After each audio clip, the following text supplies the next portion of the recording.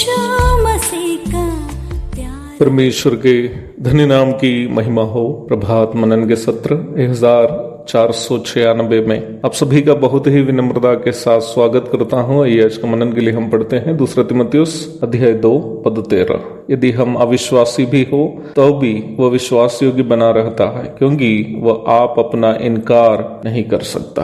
पिछले दिन हम परमेश्वर की विश्वास योग्यता और हमारे उद्धार की सुरक्षा के बीच के संबंध पर मनन किए थे। आज के मनन में मैं सोचता हूं कि पापियों को दंड देने पर परमेश्वर के विश्वास योग्यता का क्या प्रभाव है। हम इस बात को पूर्व में ही मनन कर चुके हैं कि परमेश्वर ने इसलिए अपना पुत्र को मानव जाति के लिए पाप बलि कर दिया, क्योंकि मनुष्य को परमेश्वर के नैतिक स्वभावों के साथ मेल में आकर परमेश्वर से संपर्क करने के लिए दूसरा कोई विकल्प ही नहीं था। बाइबल बहुत ही स्पष्ट तरीके से कहती है, स्वर्ग के नीचे मनुष्यों के बीच में उद्धार पाने के लिए प्रभु यीशु के नाम के अलावा दूसरा कोई नाम नहीं दिया गया है। प्रेरितों के काम अध्याय 4 पद 12। पाप क्षमा पाने और अपना भ्रष्ट नैतिकता को परमेश्वर के नैतिकता के साथ मेल में लाने के आदि के लिए एकमात्र विकल्प प्रभु यीशु मसीह को अपना उद्धार करते एवं प्रभु के रूप में स्वीकार करना है। परंतु ये बड़ी दुखजनक बात है कि दुनिया में बड़ी तादाद में लोग उस उद्धार को जो परमेश्वर ने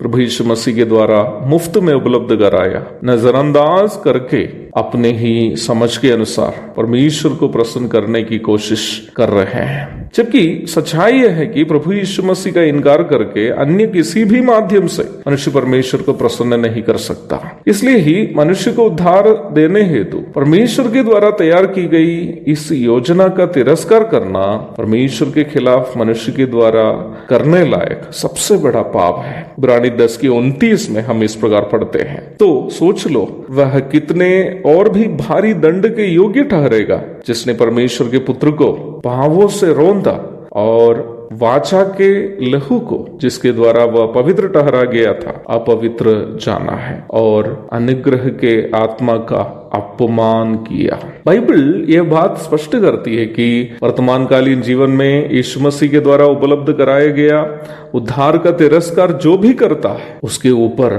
भयानक दंड आने वाला है। 2 थिस्सलुनीकियों अध्याय 1 पद 8 एवं 9 पदों में हम इस प्रकार पढ़ते हैं, और जो परमेश्वर को नहीं पहचानते और हमारे प्रभु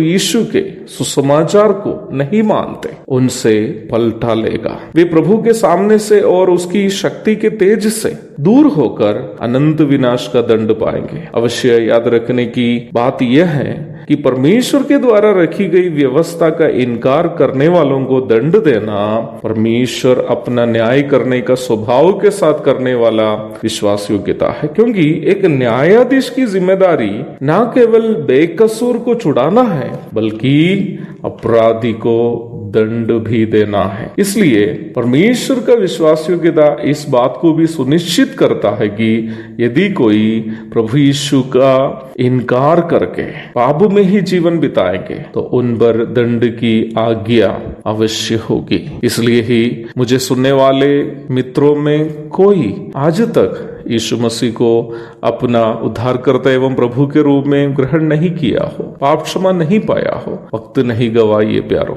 पता नहीं कल हम जीवित रहेंगे या नहीं। इसलिए आज ही अपने पापों को कबूलिए, पश्चाताप कीजिए, प्रभु यीशु मसीह को अपने हृदय में बुलाइए, उद्धार पाइए, अन्यथा आपके ऊपर अवश्य परमेश्वर का दंड होगा। वो दंड आग की अनंतकालीन झील होगी। एक और शुभ दिन की धन्य कामनाओं के साथ आज का मनन का मैं यहाँ पूर्ण विराम करता हूँ। प्रभु आप सबको आशीष दे। आमीन।